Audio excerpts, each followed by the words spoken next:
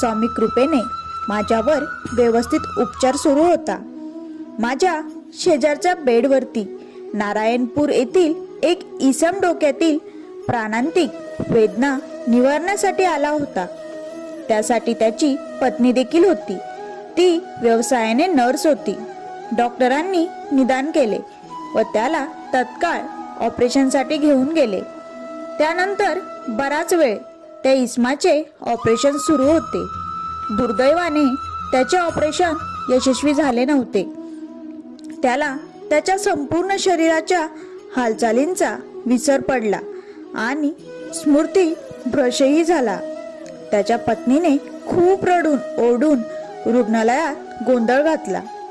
डॉक्टरांबद्दल व परमेश्वराबद्दलही ती महिला अपशब्द बोलू लागली. त्यावर डॉक्टरांनी पुन्हा ऑपरेशन करण्याचा